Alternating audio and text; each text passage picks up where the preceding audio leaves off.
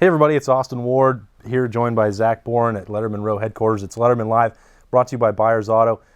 Cold outside, feels pretty nice in here, but it's off-season workout times. I know that's probably got to send some shivers down your spine there, Zach. No doubt. This weather reminds me of my first week with Coach Mick, man. When he had us outside, we weren't allowed in the weight room. It was freezing cold at 5 in the morning, but you got to love it. At some point, maybe Alabama will have to come up here and play a football game in this weather. I don't think they want any part of that, right? They don't. We were just talking about that incredible schedule that they have set up for 2019.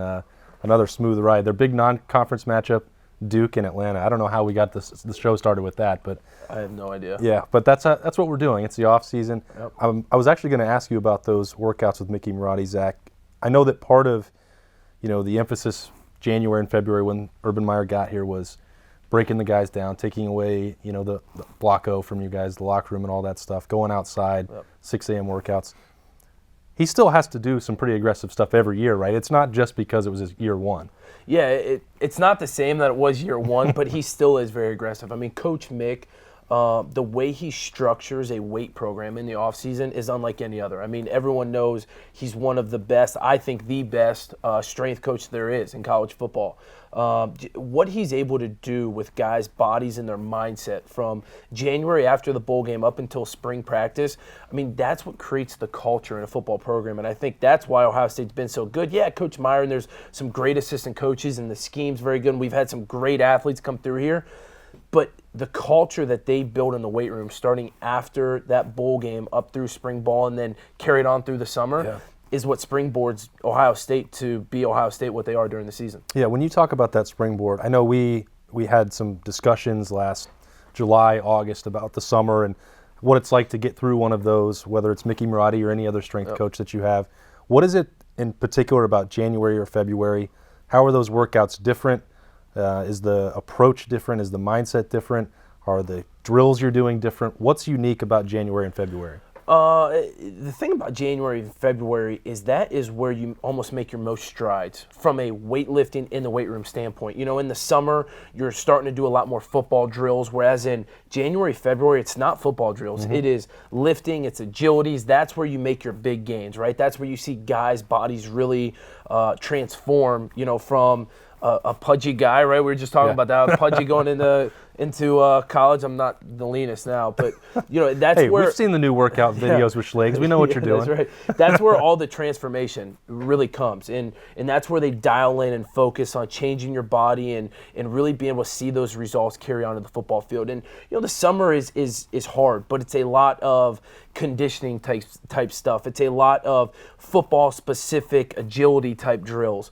And it's almost like two different complete seasons. You have got spring ball and then the season.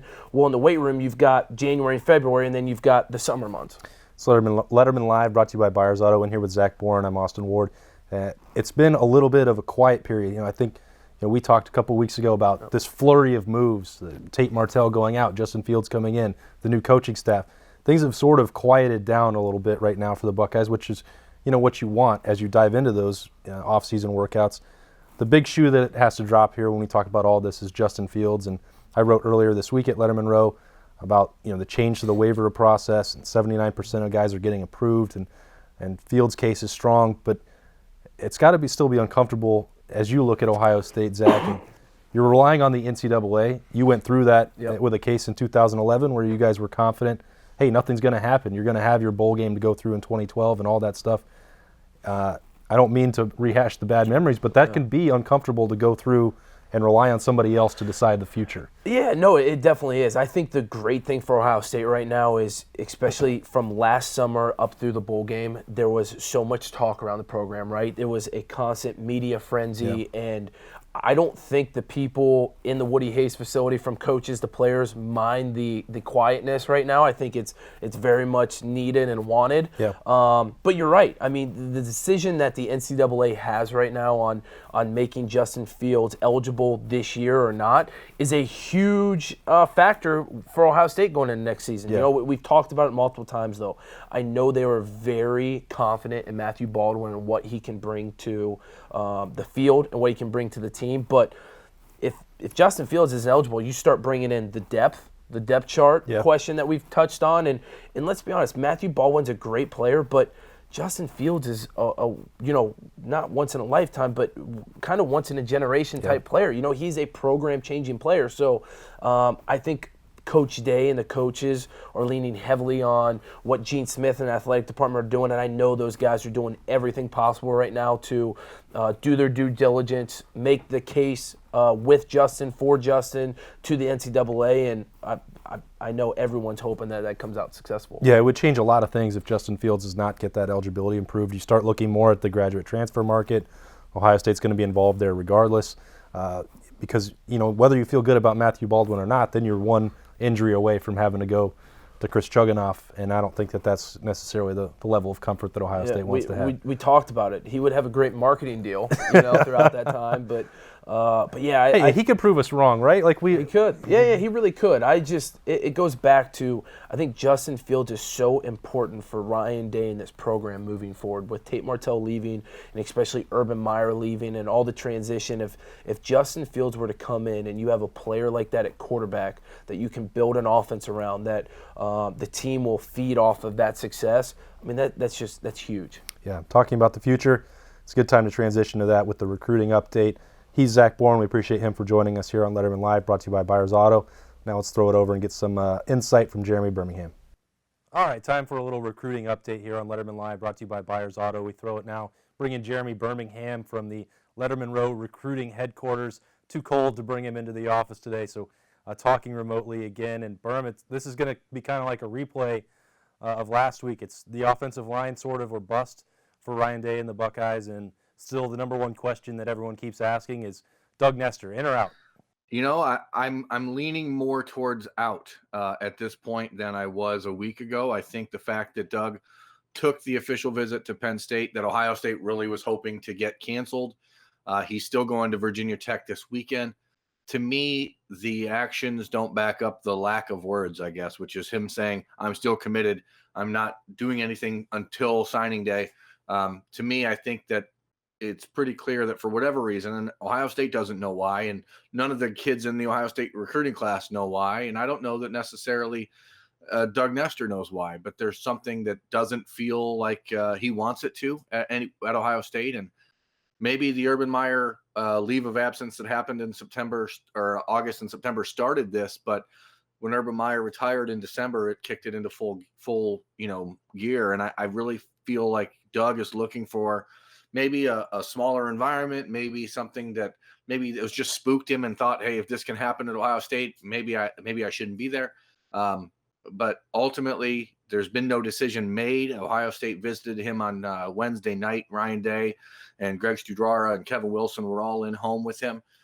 The Buckeyes just don't know what the issue is, and they've done everything they can. They've recruited him extremely aggressively, and now it's just wait and see if he wakes up next Wednesday and has a gut feeling that is positive for them. But, right now they're done seeing him. The signing period begins next Wednesday. The dead period starts on Sunday. So there's no more visits. There's no more recruiting talk.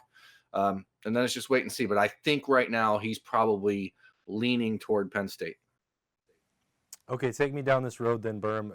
We've had this conversation about that position. It's a position of need.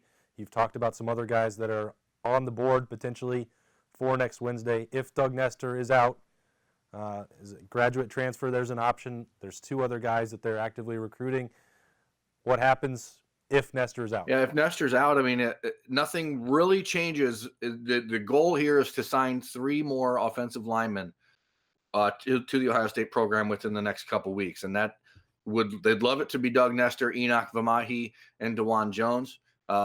But if one of them is out, then the next guy up is the Jonah Jackson, the grad transfer from Rutgers. He's visiting Ohio State this weekend.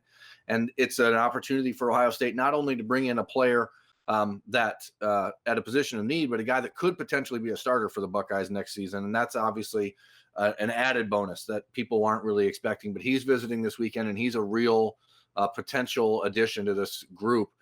And obviously that gives them some breathing room if Nestor ends up elsewhere. I think Enoch Vamahi, the offensive lineman from Hawaii, is leaning toward the Buckeyes. He received an in-home visit from Ryan Day and Greg Studrara on Thursday.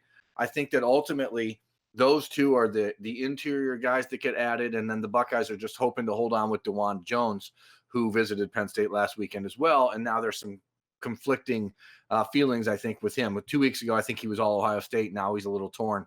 Ultimately, we'll see if he feels more comfortable in a place like Columbus as an Indianapolis kid, or a guy that can adapt to Happy Valley in that sort of environment. So James Franklin did a nice job selling him on the fact that Penn State may not be a metropolis like he's used to, but once you're on campus, and it feels just like a campus anywhere else. So those three, I think, if Nestor goes elsewhere, are going to be the main three.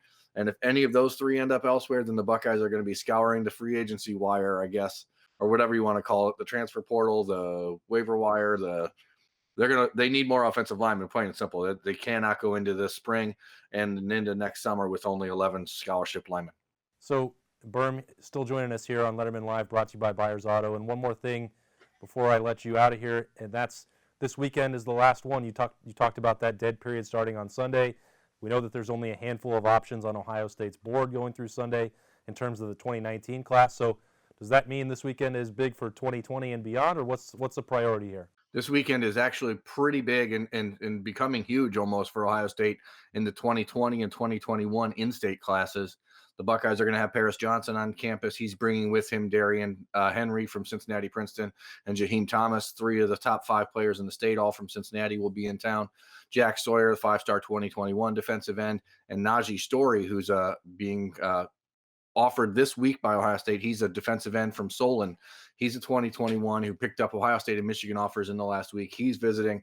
I really think he could be on commitment watch this weekend, as well as Akron Hoban, linebacker, running back Diamante Trayanum. He is a guy who I think could pull the trigger for Ohio State this weekend and join the class.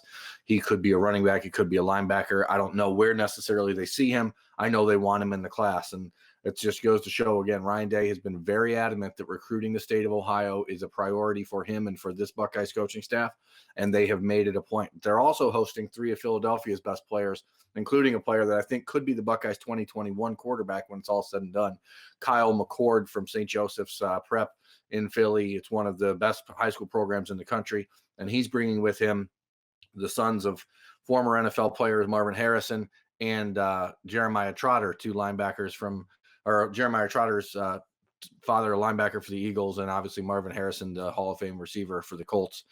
Those 2 of the same name, Marvin Harrison Jr. and Jeremiah Trotter Jr., are making that trip with Mccord. And I think that he's a player that if the Buckeyes did try to push for a commitment to really set up the future of the quarterback position, he's a guy I think I could actually see pulling the trigger this weekend if Ryan Day and Mike Yurcich really go at him hard. That's more good hashtag stuff there from Birm to wrap us up here on Lettermen Live, brought to you by Byers Auto. Hopefully, maybe Ohio State can get some better weather.